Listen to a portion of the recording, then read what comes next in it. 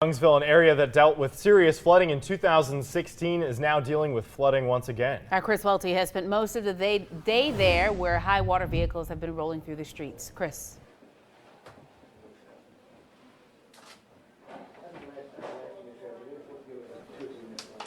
See how flooded the parking lot is still.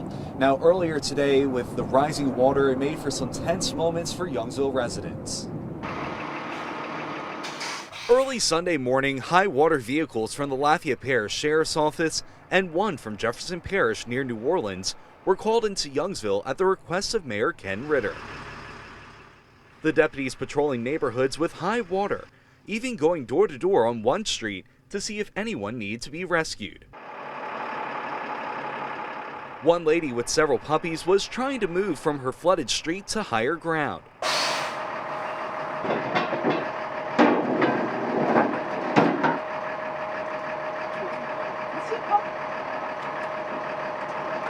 Deputies rescuing the three pups, loading them into the high water vehicle, bringing them to safety. Over in Youngsville's Highland Ridge subdivision, Amy Potez says the water came up quickly and is slow to drain. I went to sleep at midnight last night and it was down, and I woke up at about 5 this morning and it was up.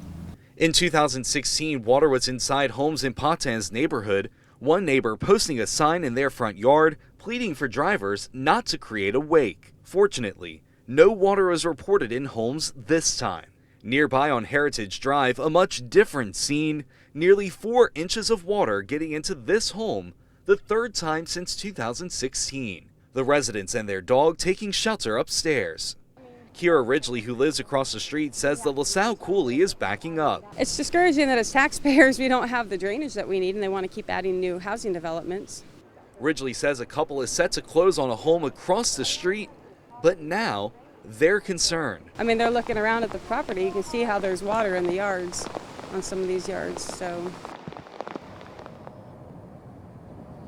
Unfortunately, the water is starting to go down in a lot of areas here in Youngsville. Minutes ago, I did speak with Police Chief Ricky Boudreaux, and he tells me that there are still some roads with water. If you do see some of those roads, use caution. Don't drive through the flood waters. But definitely some good news that the water is starting to slowly go down here in Youngsville. Live in Youngsville, Chris Welty, KATC TV3.